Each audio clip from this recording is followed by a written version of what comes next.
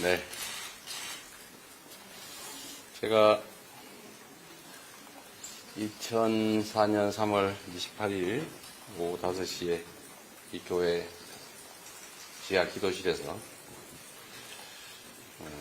정치를 해야 되겠다고 마음먹었는데 여기서 이번 선거의 마지막 대국민 기자회견을 하게 돼서 참 감회가 새롭습니다. 존경하는 국민 여러분, 더불어민주당 대통령 후보 이재명입니다.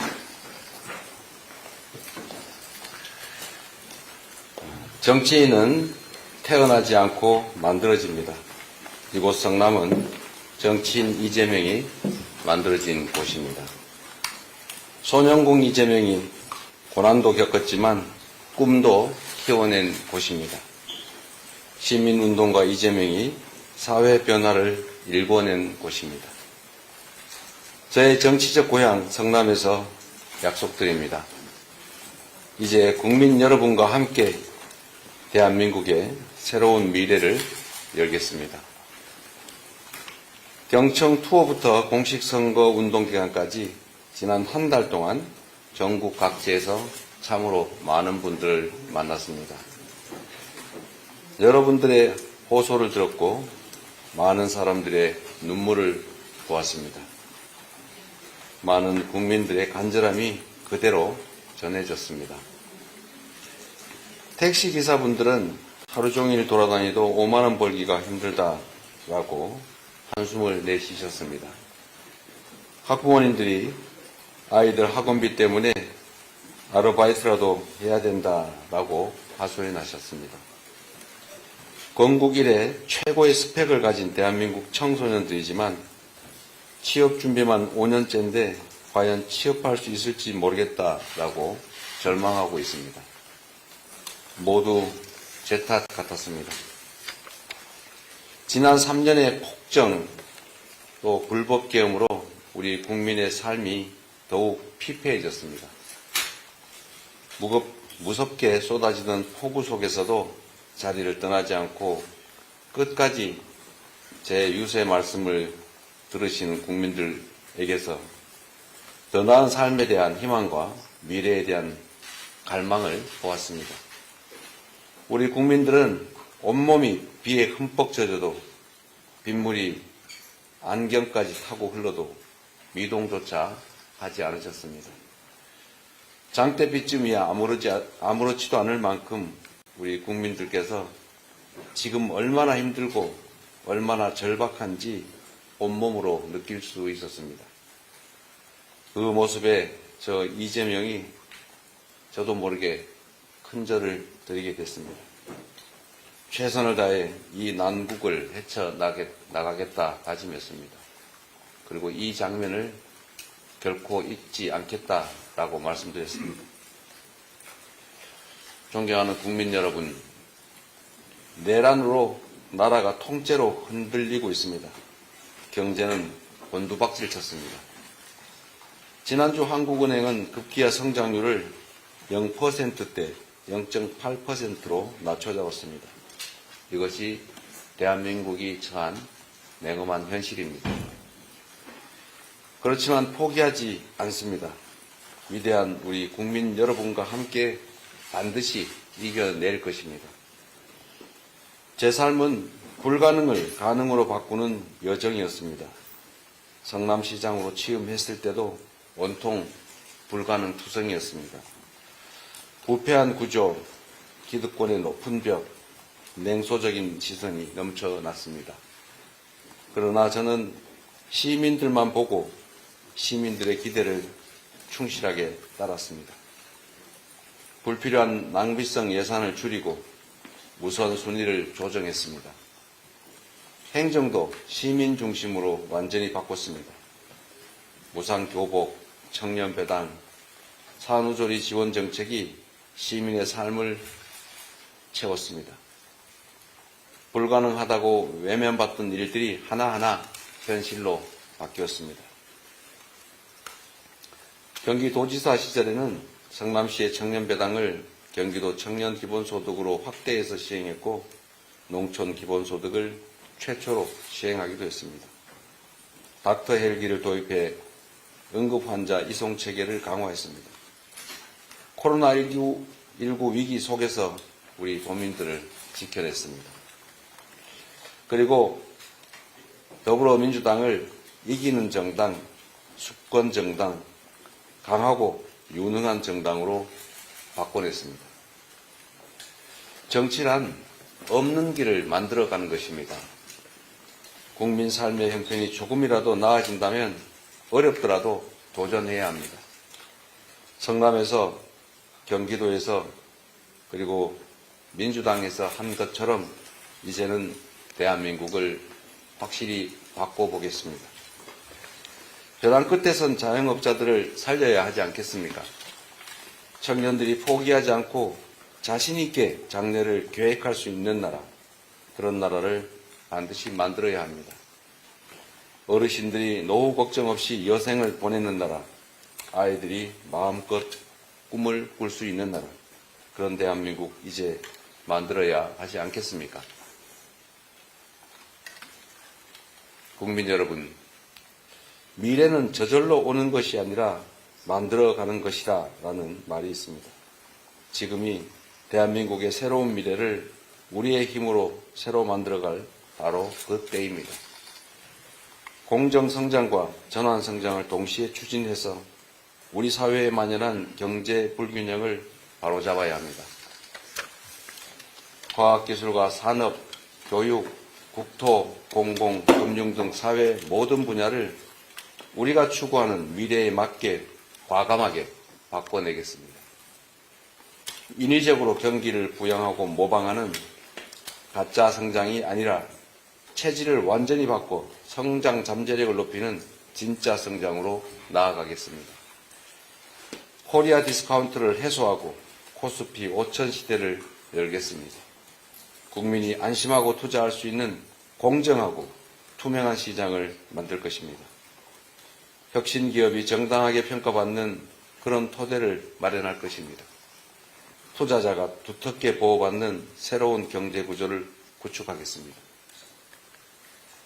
존경하는 국민 여러분, 지금은 대한민국 새 역사의 새벽입니다. 오랜 어둠이 거치려 합니다. 대한민국이 다시 도약하는 역사적인 아침이 도래하고 있습니다. 절망을 희망으로, 분열을 통합으로, 침체를 성장으로 바꾸는 이 대전환은 국민 여러분의 투표로부터 시작됩니다. 누구보다 먼저 투표하기 위해 사전 투표소에 길게 줄 섰던 우리 국민들의 모습은 대전환에 대한 타는 목마름이었습니다. 점심시간을 아껴 투표하러 나온 직장인, 아침부터 부지런히 먼 길 나오신 어르신, 학교 가기 전에 잠시 들른 대학생들, 아이 손을 꼭 잡고 투표소를 찾은 부모님들, 외국에서 투표율을 놓쳤다고 일부러 투표하기 위해 귀국했던 동포분들까지, 이것이 바로 대한민국의 힘입니다. 한 번도 포기한 적 없던 우리 국민들의 진정한 모습입니다. 위기의 순간마다 스스로 맞서 극복해온 위대한 대한국민들이십니다.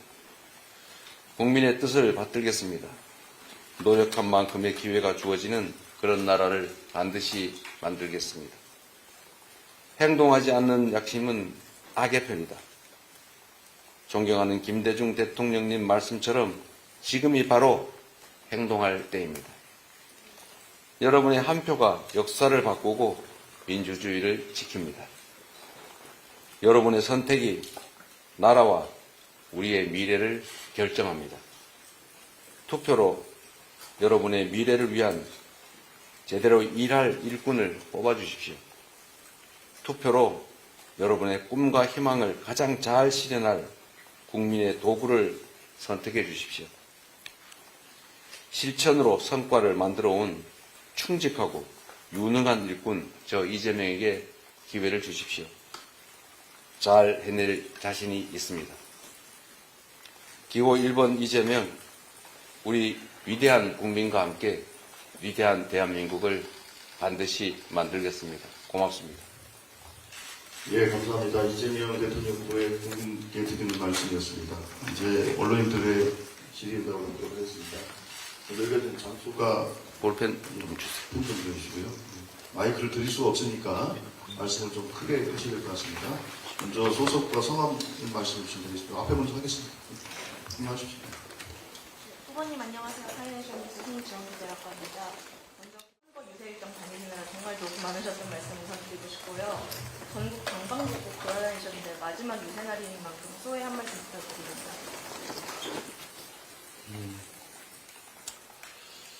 많은 선거를 치러봤지만 지금처럼 긴장되고 또 절박하고 간절했던 선거가 없었던 것 같습니다. 내란으로 나라가 위기에 처했고 또 내란을 극복하기 위한 선거인데 내란을 다시 되불러올 그런 후보가 경쟁자입니다. 또 윤석열 아바타 정광훈의 꼭두각시라고 볼 수밖에 없는 김문수 후보가 내란 수계의 윤석열의 지지와 응원을 받으면서 선거운동을 하고 있습니다. 김문수 후보의 당선은 곧 상황 윤석열, 내란 수계의 귀환을 의미합니다. 그런 상황이 발생했을 때 과연 이 나라에 어떤 일이 벌어질지 생각하면 끔찍합니다. 국민 여러분께서도 이 엄중함을 꼭 인식해 주시고 한 표라도 반드시 이겨야 된다. 그리고 엄중하게 압도적 심판을 통해서 국민에게 총구를 들이대고 민주주의를 파괴하는 어떤 정치인도 대한민국 이 민주공화국에서는 결코 살아남을 수 없다는 것을 표로서 증명해 주시기를 제3 간곡하게 당부드립니다. 예, 먼저. 동아일보 조명 기자입니다. 이번에 만약 대통령에 당선되실 경우에 대선 다음날 바로 좀 취임을 하시게 되는데 비슷한 일정으로 취임하셨던 문재인 전 대통령 같은 경우에는 취임 당일 오후에 1호 지시로 일자리위원회를 설치하신 바가 있는데요. 취임 후 첫 번째 업무 지시를 좀 생각해 보시는 게 있을 것 같은데 어느 정도 말씀해 주시면 좋겠습니다. 제가 이미 말씀드렸는데 내란 극복은 너무 당연한 일이고 그에 필요한 조치들은 당연히 해갈 것이니까 지금 가장 주목해야 될 가장 심각한 문제는 민생 문제입니다. 경제 상황 점검을 가장 먼저 지시해야 되지 않을까 싶습니다. 예, 여성민 머니투데이 이승주 기자입니다. 여기서 이제 후보님 2004년 성남의료원 설립운동 하셨을 때부터 최근 대선 유세 때까지 일부 기득권이 더 이상 특혜를 보지 않는 사회를 만들겠다고 강조해 주셨었는데요. 만약 당선되신다면 사법부나 기재부 등 가장 먼저 개혁을 추진하려고 하시는 곳은 어디인지 계획이 대략적으로 서셨는지 궁금합니다. 우리가 지향해야 될 사회는 규칙을 어겨서 이익 볼 수 없고 규칙을 지켰다고 불이익을 받지 않는 그런 상식적인 사회를 만드는 것입니다. 개혁해야 될 과제는 각 부문에 많이 산적해 있죠. 그러나 지금은 그 개혁보다 더 급한 것이 민생 회복이다, 경제 회복이다라고 생각됩니다. 개혁은 기본적으로 갈등을 수반하게 되는데 일단은 반드시 해야 될 일이긴 하지만 우선순위에서는 일단은 경제 회복, 민생 회복에 주력해야 되지 않을까 그렇게 생각합니다. 예, 다음 질문 받겠습니다. 안녕하세요. 오늘 헤럴드경제 배양 기자니까 이제 당장 취임하시게 되시면 이제 뭐 통상이 가장 중요한데요. 네. 트럼프 대통령이나 러시아 푸틴 대통령이나 김정은 위원장으로 해서 스트롱맨들을 상대하게 되실 텐데 이제 그분들과의 케미는 좀 어떻게 구상하고 계신지. 네. 지금 당장 급한 것은 이제 미국과의 통상협상일 것입니다. 그들이 스트롱맨이라고 불려지는 것은 저는 그렇게 생각합니다. 자국 중심의 국가 이익을 가장 우선시하는 강력한 리더십을 추구하고 구사하기 때문이 아닐까 생각합니다. 대한민국 역시도 외교의 가장 기본은 국익 중심의 실용 외교라고 생각합니다. 국민의 더 나은 삶이나 이 나라의 안보 이익이든 경제 이익이든 그 이익을 가장 우선시하는, 가장 중심에 두는, 그리고 가장 실용적인 협상들, 정책들을 구사해 나가야 되지 않겠냐, 그렇게 생각합니다. 뭐 우리가 거기에 특별히 부족하거나 그러지 않을 거라고 생각합니다. 예, 전자신 감사합니다. 오늘 내란극복 얘기를 많이 해주긴 하셨는데 지지하지 않는 국민들도 좀 계시잖아요. 네. 그분들도 조금 하고 싶은 얘기가 좀 있으시죠? 저는 대한민국의 주권자로서 이 나라에 대해서 책임감을 느끼시는 대한민국 국민이라면 대한민국의 헌정 질서를 파괴하고 국민의 주권을 부정하고 국민의 인권을 말살하고 이 헌정 질서를 파괴하는 내란 행위를 옹호하지는 않을 거라고 생각합니다. 다만 마치 새로운 체제가 예를 들면 김문수 후보 체제가 내란과는 무관한 것처럼 오해하시는 분들이 계실 수는 있다고 생각합니다. 그러나 제가 분명히 말씀드리자면 그건 그야말로 오해인 것이고 어떤 경우에도 공동체를 파괴하는 국민의 주권을 부정하는 그런 정치는 있을 수 없습니다. 그런 오해에 기반해서 또 지지하는 분들이 계시겠지만 또 그분들도 역시 대한민국 국민들이기 때문에 일단 선거가 끝나면 그 결과에 모두가 승복하고 그것 역시도 우리 주권자들의 결단이기 때문에 존중해야 된다고 생각합니다. 만약 제가 당선이 된다면 자주 말씀드리는 것처럼 저는 저를 지지하는 국민 일부의 의지에서 지지하지 않는 다른 쪽 국민들을 탄압하거나 소외시키거나 그렇게 하지 않을 것입니다.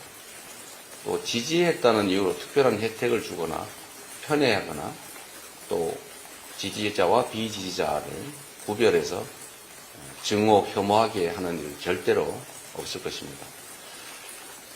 대통령 또는 아주 작은 소모임의 회장이라 해도 그 단체의 대표자가 해야 될 가장 중요한 일은 그 단체가 제대로 유지되게 하고 그 구성원들이 화합하게 하는 것입니다.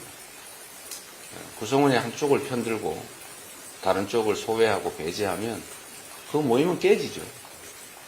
그래서 국가 공동체에 있어서도 정치적 입장의 차이, 누구를 지지했느냐의 차이에 따라서 구분해서는 안 됩니다. 그건 경쟁의 한 과정일 뿐이죠.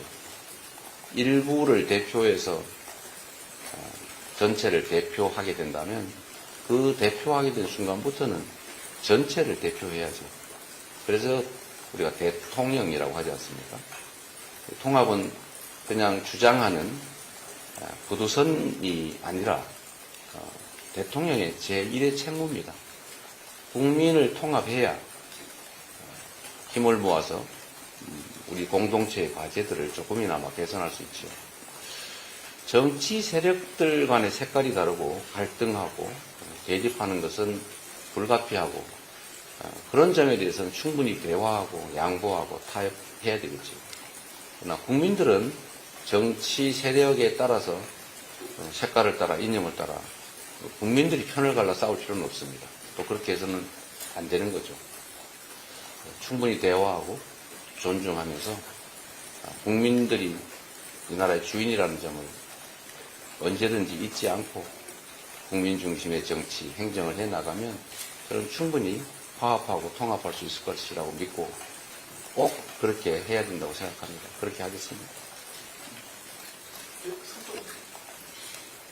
네, 후보님, 저는 기자뉴스 이준희 기자라고 합니다. 윤석열 정권 재임 중에 언론에 대한 수많은 탄압이 있었습니다. 집권하시면은 언론의 독립과 자유를 어떻게 보호해 나가실 생각이신지 좀 여쭙고 싶고요. 최근에 지금 선거 기간 속에서도 뉴스타파나 인터넷 언론에 많은 보도가 이루어지고 있습니다. 시민들이 보기에는 기성 제도권의 언론이 제 역할을 못한다라는 그런 시각이 있습니다. 집권하시면은 출입처 부분에서 인터넷 언론에 대한 차별 이런 부분도 조금 개선해 주시고 언론 제도 개혁을 조금 어떻게 해 나가실 계획인지 조금 네. 상당히 무거운 주제죠. 언론은 입법사법행정부의 제4부라고 불릴 만큼 매우 중요한 역할을 합니다. 민주주의 체제에서는 언론을 통한 정보 유통이 우리 주권자들의 판단을 돕는, 그리고 이 정론 집필을 통해서 가짜를 제거하고 또 합리적인 토론이 가능한 사회로 만드는 매우 유용한 역할을 합니다. 그렇기 때문에 특별한 보호를 하기도 하죠. 그런데 일부 언론은 이게 언론인가 의심이 될 정도로 그 자신들의 그런 특별한 위치를 악용해서 가짜 뉴스를 퍼뜨리거나 정치적 편향을 가지고 아예 정치 일선에 나서거나 뭐 그런 경우가 꽤 있지요. 정치적인 목적을 가지고 악의적으로 가짜 뉴스를 만들거나 아니면 실제 사례를 조작, 왜곡하는 데에 대해서는 그 보호되는 만큼 특별한 제재를 가해야 된다고 생각합니다. 또 반대로 언론의 규모가 크든 작든 관계없이 제 역할을 제대로 한다면 충분히 그에 대한 보호라면 좀 지나칠 것이고 지원이 필요하지 않겠느냐 그런 생각을 합니다. 그런 얘기가 있죠. 언론이라고 하는 게 이제 제재와 규제만으로 과연 제대로 그 언론 시장이 활성화되겠느냐. 충분히 지원하고 또 힘없지만 정말 정론 집필하는 그런 언론들에 대해서는 제도적인 또는 재정적인 것까지는 모르겠습니다. 지금도 일부는 하고 있죠. 그런 가능한 범위 내에서는 좀 균형 있게 언론 생태계라고 할까요? 그런 걸 잘 육성할 필요가 있지 않겠냐 그런 생각 듭니다. 말 잘못하면 이게 또 난리가 날 것 같아가지고. 한국일보 박동규입니다. 네. 저번에 국민주권 정부 말씀해 주셨고 국민의 국정 운영에 일부 직접 참여하는 방안도 발표해 주셨습니다. 네. 근데 대국민 소통 부분에 관해서 어떻게 할 건지 구체적으로 네. 말씀을 좀 못 들었던 것 같습니다. 예를 들면 도어 스태핑을 한다거나 몇 개월마다 기자회견 정례화한다거나 이런 방식처럼 대국민 소통 어떻게 할 건지 여쭤보고요. 또 이와 관련해서 평소에 개인 유튜브도 페이스북도 많이 하셨는데 이건 어떻게 활용하실 계획인지 그리고 미국처럼 유튜버나 틱토커의 대통령실 취재 이런 것도 허용하실 의향도 있으실지 여쭙습니다. 유튜버를 취재를 허용하게 할 것이냐는 약간 어폐가 있는 발언 같아요. 취재라는 언론이 하는 거 아닌가요? 그래서 유튜버가 아니라 1인 미디어 중에 예를 들면 책임성 있는 그런 언론들에 대해서는 당연히 같은 기회를 줘야 되겠다고 생각합니다. 그리고 요즘은 꼭 특정 공간이 필요한 것도 아니어서 숫자 때문에 제한을 하거나 그런 필요는 없을 것 같아요. 뭐 전에도 우리가 인터넷으로 코로나 때는 기자회견도 많이 했는데 어렵지 않을 것 같고요.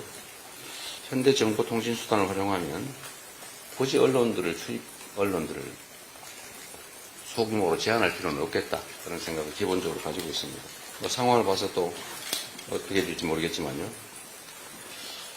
소통 문제는 우려하지 않으셔도 됩니다. 제가 너무 이 소통을 즐긴다고 그럴까? 너무 좀 많이 쓰는 바람에 SNS 지금 관리권을 뺏겼는데 제가 지금 유튜브만 빼고 나머지는 다 관리권을 뺏겨가 제 마음대로 지금 못 쓰고 있어요. 선거를 하는 우리 캠프 입장에서는 위험성을 좀 제거해야 되겠다.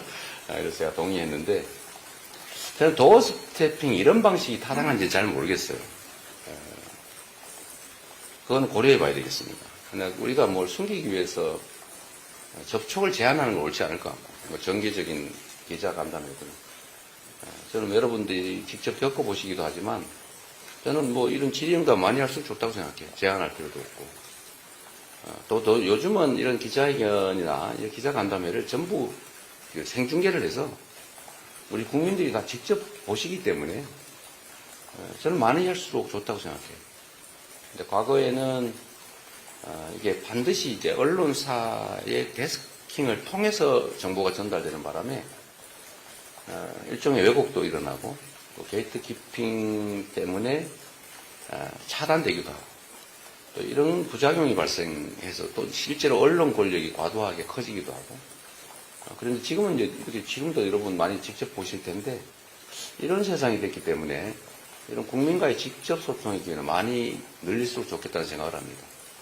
다만 그것도 좀 준비를 해서 해야지 지나가다가 만나가지고 갑자기 잃어버리면 이게 뭐 개인 사업하는 개인 같으면 뭐 이런 거 상관없어요. 그러나 이건 5,200만의 운명이 달린 그 중대한 국정을 말하는 것이기 때문에 영향이 너무 커서 좀 간담회를 하더라도 좀 마음의 준비도 좀 하고 또 자료 준비도 좀 하고 주제도 정하고 좀 그럴 필요가 있지 않을까 생각해요. 지나가다 갑자기 만나가지고 버스 앞에서 만나가지고 물어본다고 갑자기 얘기했더니 사고 나잖아요. 근데 그것도 국민에 대한 예의는 아니다. 그래도 또 필요할 수도 있을지 모르겠어요. 뭐 긴급하긴 할 수도 있겠죠. 뭐 긴급하게 여러분들이 물어볼 사안도 있을 테고 그런 상황이 되면 또 필요하면 또 하고 그래서 다양하게 현장의 필요를 감안해서 다양하게 하도록 하겠습니다. 중요한 건 어쨌든 저는 국민의 집단지성을 믿는 사람이고 저는 제도 언론이든 아니면 제도 정치든 인맥, 학맥, 연고 이런 것들의 혜택을 보기보다는 그로부터는 사실 많은 불이익을 당한 입장이고 그 어려운 정치 환경을 우리 국민들과 직접 소통하면서 우리 국민들의 직접적인 지지, 격려 때문에 이 자리까지 왔다고 생각합니다. 저는 국민 속에서 호흡하지 않으면 질식할 수밖에 없는 그런 좀 특이한 색다른 정치 존재라고 생각하기 때문에 앞으로도 제가 살아남기 위해서라도 국민과 더 많이 직접 소통하려고 합니다. 예, 저 안쪽에 질문하시죠. 오늘 후보님께서 이제 마지막 날 이곳에서 대진회견하는 것으로 후보님 소식을 좀 기억하면서 전환하고 수성생산을 위한 정치를 하겠다는 의지 표명으로 봐도 되는지 또 그리고 아침 방송 연설에서 이재명의 민주당 정부라고 말씀하셨는데 만약 당선되실 경우 당선 관계의 균형은 또 어떻게 가져오실지 궁금합니다. 네, 오늘 여기서 기자회견을 하는 것은 말씀하신 것처럼 제가 처음 정치를 결심할 때에 그 초심을 다시 한번 되새겨 보고자 하고 또 제가 첫 정치를 결심할 때에 이 상황을 우리 국민들께 보여드리면서 저의 진심을 진지하게 좀 전달하고자 한 것입니다. 많은 분들이 알아주고 계시지만 제가 두 번째 전과가 생긴 게 바로 이 시립의료원 설립운동이죠.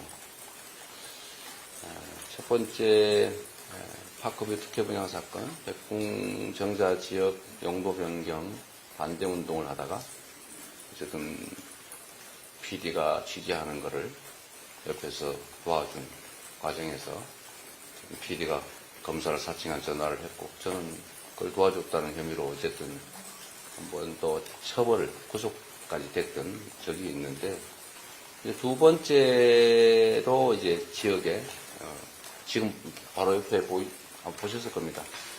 성남 시립의료원 공공의료원을 우리 시민들의 손으로 직접 만들자라는 시민운동이 있었고 거기에 제가 공동대표로 또 함께 하다가 시립의료원 설립 조례를 시의회에서 47초 만에 날치기로 폐기하는 상황에서 우리 방청에 있던 시민들이 항의했고, 또 제가 그 대표로 저도 고함도 지르고 함께 했기 때문에 특수공무집행 방해, 무슨 공용물 손상 뭐 이런 걸로 또 일부 우리 주민들이 구속됐고, 또 저도 구속될 위기여서 이제 두 번째 또 구속될 수는 없기 때문에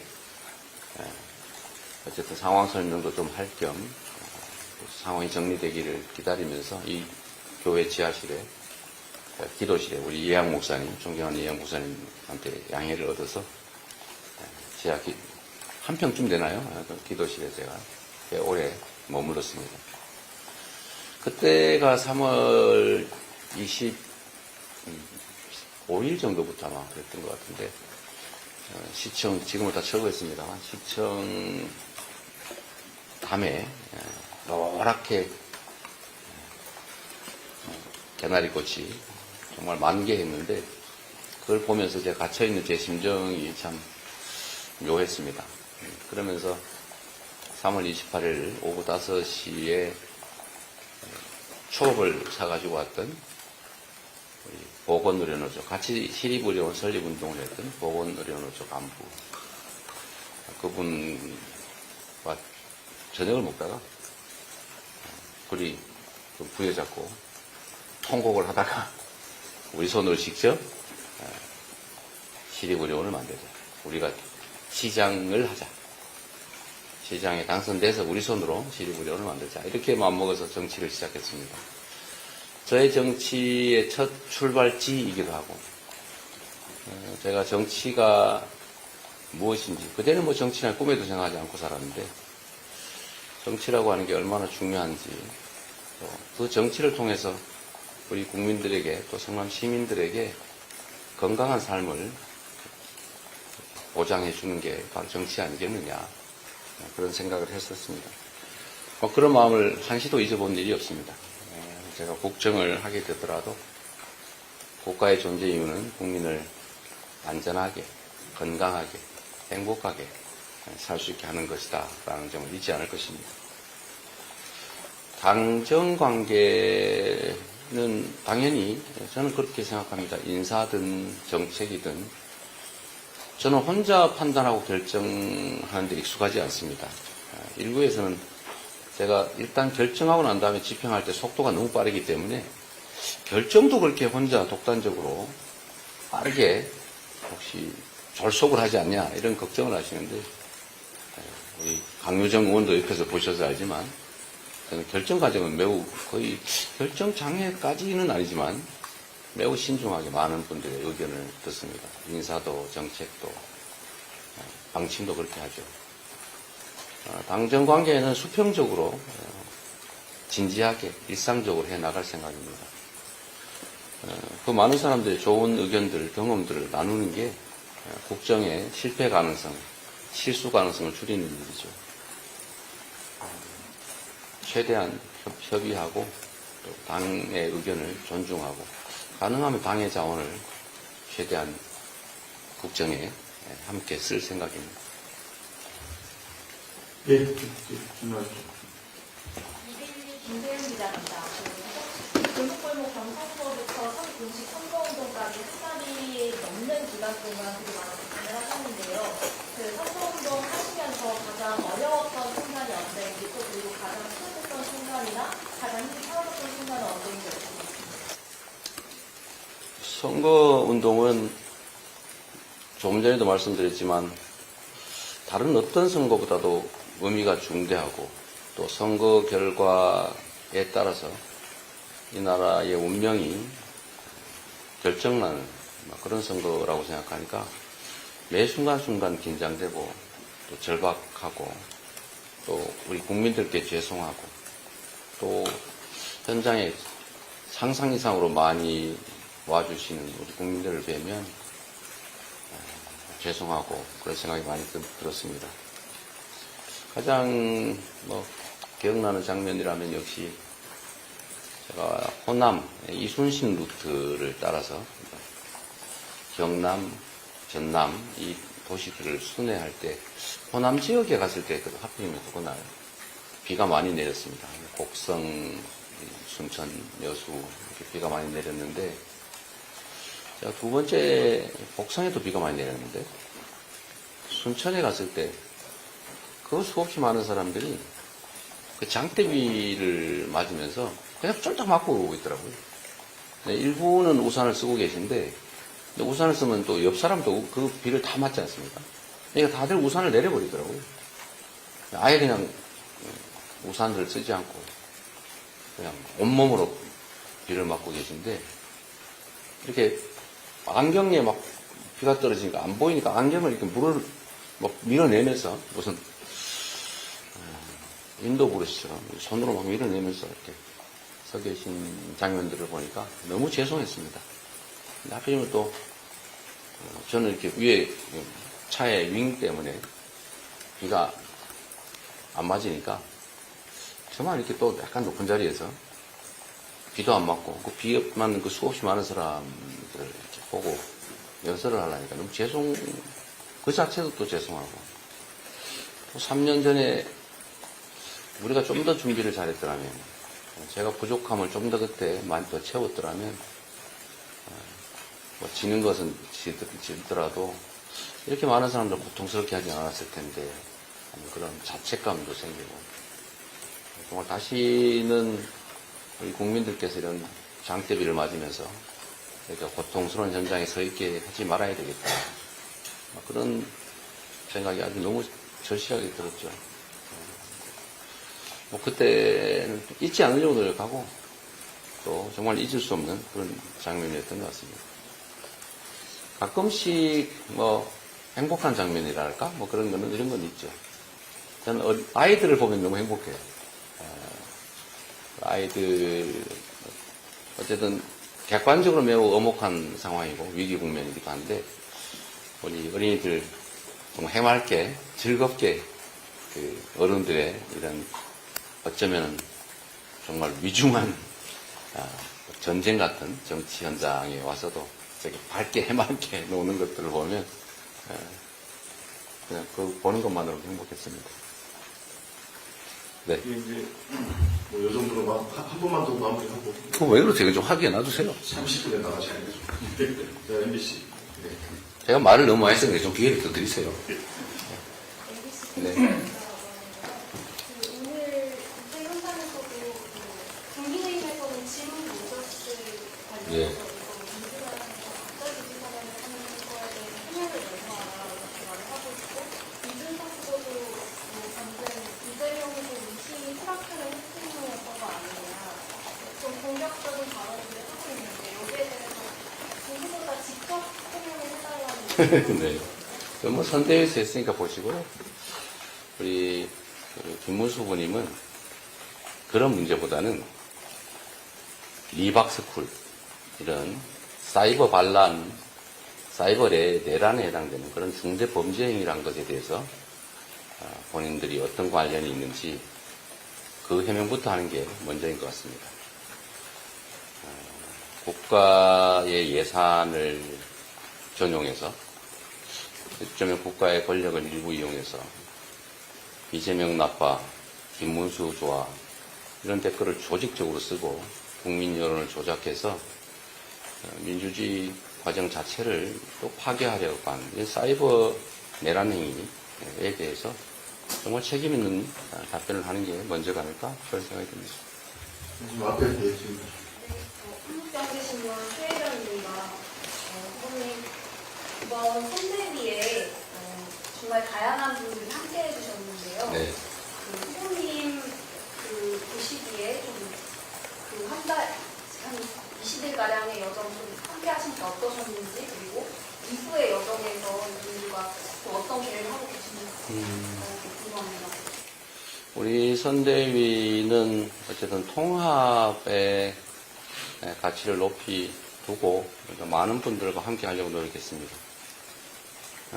우리 당내에서도 정말 이견 없이 작은 차이들을 넘어서 다 함께 해주셨고 또 당 외에서도 뭐 권오을 의원이든지 또는 뭐 정은경 위원장 같은 분들, 또 많은 분들이 함께 해주셨죠. 이석연 전 법제처장 같은 분들께서요. 뭐, 그 외에도 수없이 많은 분들 함께 해주셨는데, 이제 선대위 자체가 통합의 가능성과 통합의 가치를 보여줬다고 생각합니다. 앞으로 국정을 함에 있어서도 또 역할을 함께 나눠가면서 해야 되겠죠. 우리가 결국 국정은 국민이 부여한 권력을 사람들에게 나누어서 그 사람들이 결국은 집행을 하게 됩니다. 그런데 그 어떤 사람을 어떤 역할을 하게 할 것이냐의 제1의 기준은 국민에게 충직하냐라는 것입니다. 아무리 유능한들 그 권력을 사익을 위해서 자기 집단을 위해서 남용하면 안 똑똑하니만 못하죠. 그래서 국민에게 충직하고 또 거기다 유능하고 청렴하고 또 거기다 적정하게 뭐 지역이나 연령이나 뭐 성이나 이런 것들에 균형을 맞출 수 있는 요소가 된다면 더 낫겠죠. 그가 살아온 과정이나 가치나 이런 것들보다는 앞으로 그가 어떤 일을 할 수 있는지에 더 중점을 두려고 합니다. 그래서 무슨 배제 기준 이런 거는 이번에는 하지 않을 생각입니다. 수십 년 전에 뭔가 실수했다고 그걸 가지고 다 반성하고 새로운 삶 사는 사람들에게 기회를 완전히 박탈하는 거, 그거 결코 옳지 않다. 뭐 3, 40년 전 소년기에 잠시의 일탈을 가지고 지금 다 충분히 역량 가지고 일가를 이룬 유능한 사람인데 그 이후로 배제하면 국가적 손실 아니겠냐. 언제나 미래지향적으로 판단하려고 합니다. 예, 그러면 이제 마무리를 할 때가 세 분만 하시죠 그냥. 예, 세 분요. 네, 지금 더 그러면 이상 하지 말고. 여기 외신이 계신데요. 외신이 지금 여기 하고 저도 지금 질문 안 하시고 예, 예, 그럼 먼저 지금 홍콩 대선TV 기자 강의라고 합니다. 네. 이번 대선은 시간이 굉장히 짧았어요. 이 과정에서 아쉬움이 무엇인지 그런 말씀 주시고 외신으로서 이번 대선에서는 사실 외교 문제에 크게 다루지 않았어요. 근데 후보님이 친중 공격을 많이 받았어요. 그래서 중국에서 일부 네티즌들이 후보님이 당선되면 협력하자고 무려 잘하자고 하는 기대도 있어요. 그래서 당선하시게 되면 이 무료 부분에서 운동하고 협력 부분에서 어떻게 다루시게 될지 말씀해 주시면 감사합니다. 뭐 중국이든 일본이든 러시아든 미국이든 대한민국 입장에서는 다 외국이죠. 협력해야 될, 또 우호 설린해야 될 그런 관계들이라고 생각합니다. 그러나 그 중에서도 우리는 한미동맹이라고 하는 외교의 가장 근간이 현실적으로 있고 매우 중요하게 평가되고 이 한미동맹은 앞으로도 확대 심화 발전시켜야 되는 그런 관계라고 생각합니다. 또 역시 세계 공급망 문제나 아니면 이념과 가치를 완전히 도외시할 수 없기 때문에 또 한미일 협력 관계도 역시 매우 중요하게 고려하지 않을 수 없습니다. 그렇다고 해서 다른 국가들과의 관계를 뭐 적대화할 필요는 없죠. 국익에 맞추어서 뭐 대만이든 중국이든 러시아든 서로 협력할 수 있는 영역이 있으면 협력하고 잘 관리해 나갈 필요가 있겠다 이런 생각이 듭니다. 미리 선입관을 가지고 뭐 친자 붙여가지고 또는 반자 붙여서 이렇게 단정하거나 일부러 규정할 필요는 없다고 생각해요. 예. 자, 그러면 두 번째 쪽이 아까 영양 씨. 경향신문의 강윤수입니다. 오늘 오전 뉴스부에서 후보님께서 말씀하신 것 중에 선거법 위반 사건 관련해서 대법원과 소통하시는 분들이 좀 있으시다. 약간 이런 식으로 말씀하신 게 있었는데요. 국민의힘과 다른 쪽에서는 이성을 놓고 대법원과 내통 아니냐 비판하고 있는데 네, 그에 대한 입장을 좀 말씀해 주시면 감사합니다. 우리 대변인께서 다 발표했죠. 이 소통이라는 단어 쓰는 거 이건 다 허위사실 공표로 다 법적 조치하라고. 네. 팩트에 기반해서 논의하는 게 좋겠다는 생각이 듭니다.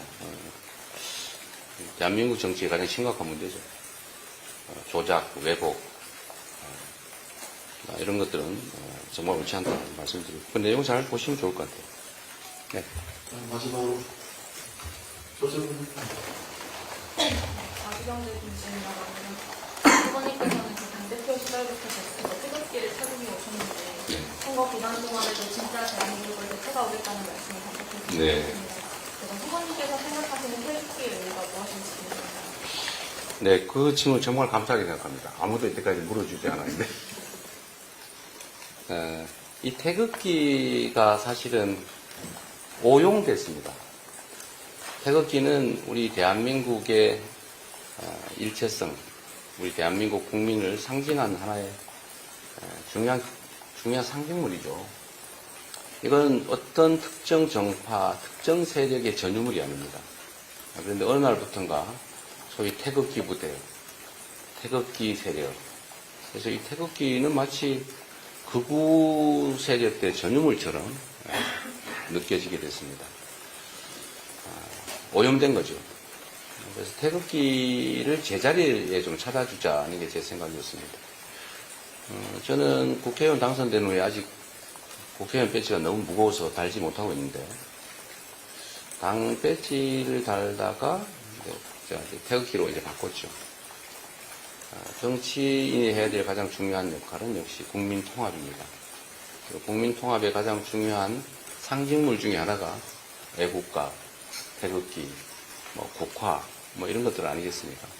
근데 이거는 가급적이면 오염시키지 말자라는 생각입니다. 한때 국가주의에 대한 이제 저항으로 태극기를 거부하는 그런 사회적 분위기도 잠시 있었죠. 그러나 이제 그런 시대도 지났고, 이제 정상적인, 평상의 대한민국으로 되돌아가야 한다. 우리가 함께 정한 애국가 노래죠. 애국가, 국화, 국기, 이런 것들은 모두가 특별한 편견 없이 우리 모두를 상징하는 하나의 상징물로 존중하고 또 악의적으로 왜곡하지 않는 게 바람직하겠다는 생각으로 나름 저항하고 있는 중입니다. 우리 국회의원님들도 제가 이거 좀 다루라고 했는데, 내란 사태가 종결될 때까지는 우리 달자 이랬는데, 아마 내란에 대해서 내란 숙계 파면이 이루어지고 난 다음부터는 이제 많이 뗀 것 같아요. 없어졌군요. 잘하셨습니다. 저만 달면 됩니다. 네. 여기까지만 하시죠. 네. 마지막 질문 하겠습니다. 네, MBS 강다입니다. 오늘 저녁 유세가 사실 이제 마지막 유세고 이번 선거에서 여사님의 역할이 굉장히 크셨는데 네. 마지막에는 좀 깜짝 공방 유세를 하실 계획이 있으신지 좀 여쭤보고요. 또 오늘 후보께서 안규백 의원이 이제 국방장관을 맡아달라는 의사를 타진했다 이런 보도가 나왔는데 네. 안규백 의원님이 아니더라도 혹시 의사를 타진한 분이 계신지 여쭤봅니다. 안규백 의원님이 그런 얘기 하셨어요? 보도가. 네, 아직은 인사에 대해서 구체적인 얘기들 하기는 아직 이런 상태죠. 지금은 제가 자주 이제 그런 얘기 할 때마다 이런 말씀을 드립니다. 전후 처리는 전쟁이 끝난 다음에. 지금은 국가 운명을 걸고 정말 대회전을 벌이고 있는 중이죠. 그런데 그 대회전이 끝난 다음에 어떻게 할지는 물론 고심을 하지 않을 수는 없지만 그런 것들을 구체적으로 논의하거나 이런 것들이 그리 바람직해 보이지는 않습니다.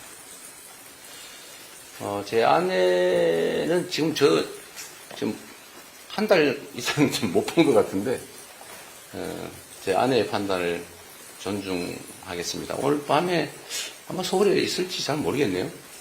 지방을 주로 다니고 있는 것 같은데 한번 물어보겠습니다.